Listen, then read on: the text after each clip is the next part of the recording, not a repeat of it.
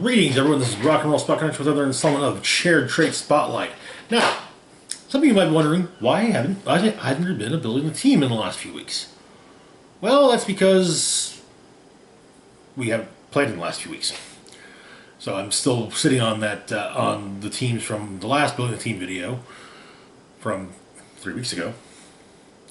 Before, so hopefully next week building the team will be returning. Anywho. Today, however, Shared Trait Spotlight. And last week we covered the Council of Doom. This week we're covering the Fantastic Four for 4 minutes. Well, that's the name of the trait. The video will likely be more than 4 minutes. But anyway, so a little backstory on this. During the Matt Fraction Fantastic Four and Future Foundation run, Mr. Fantastic was injured by a dinosaur in the past. Basically developed a horrid infection in the wound that couldn't be cured, and he realized that it was probably going to affect Ben, Sue, and Johnny as well. So he, each member of the four picked someone to take their place, and kind of under the auspice of a family vacation, but really a vacation, universal and multiversal vacation to try and fix what's wrong with Reed. VFF each picked someone to take their place, figuring, well, we'll be gone for a year to us, but it'll be only 4 minutes in real time. So, and then 4 minutes went by and they didn't come back, and so they were gone for a while actually.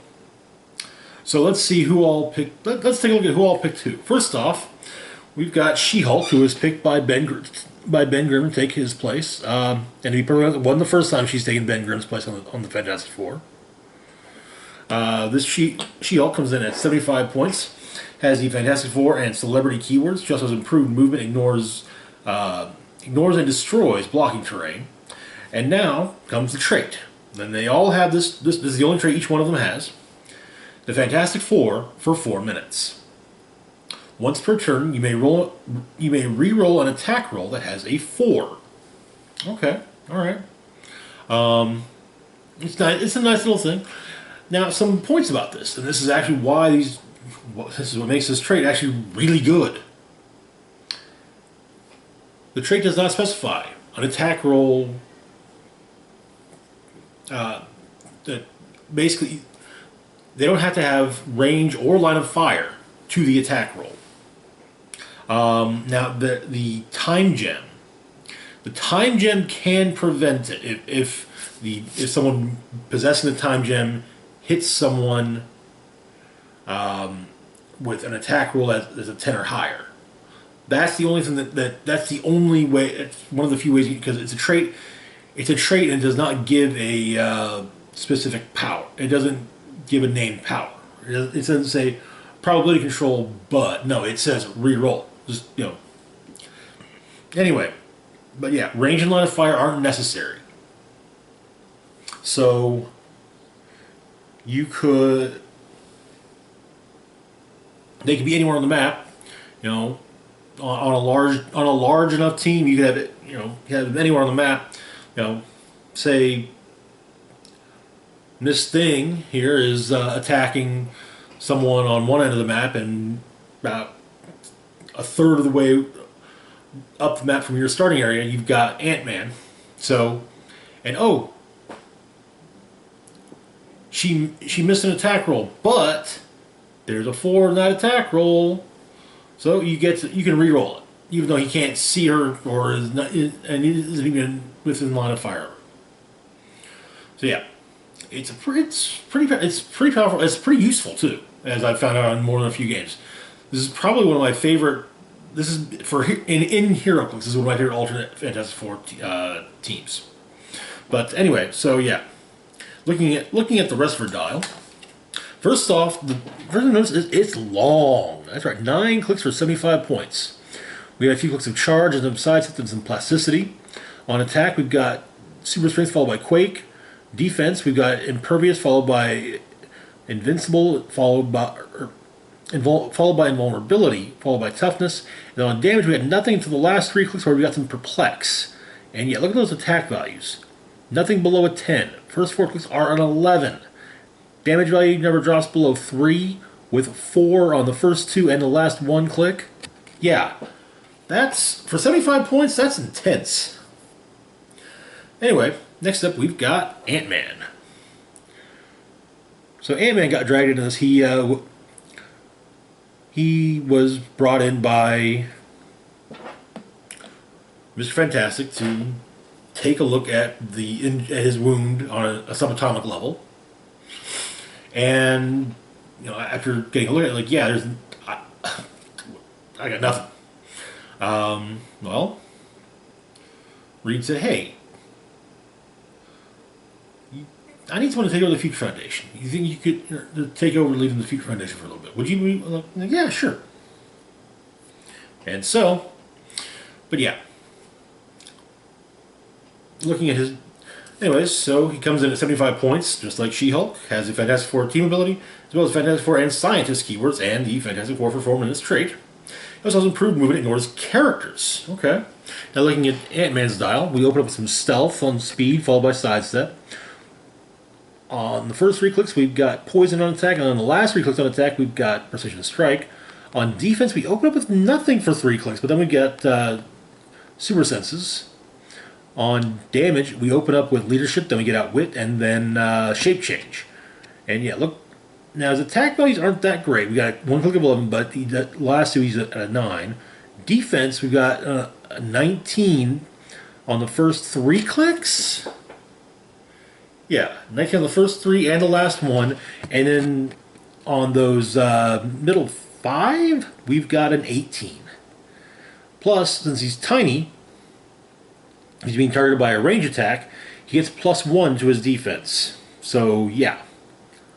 Damage values, yeah, he's got 2 straight down, but that's kind of a, to be expected type of thing. Anyway, so we've already established that Ben Grimm picked She-Hulk, Ant-Man picked, Mr. Fantastic picked Ant-Man, and the Invisible One picked Medusa.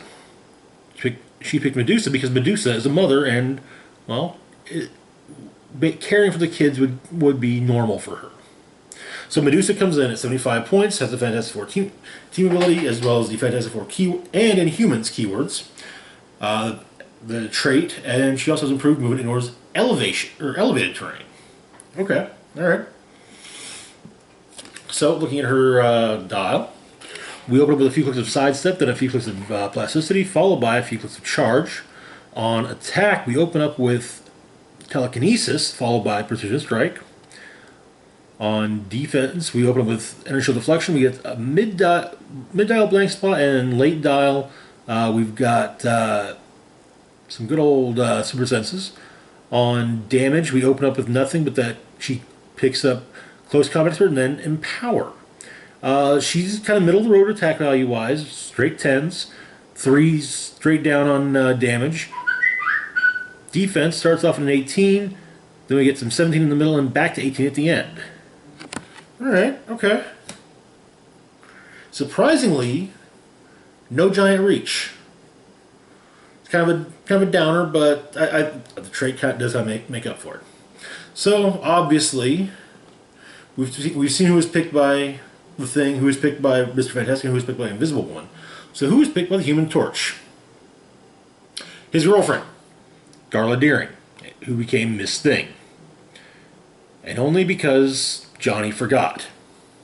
After a date, was like, "Oh yeah, I need to pick something about this. Hey, Darla, honey, you want to join the Fantastic Four for a few minutes?"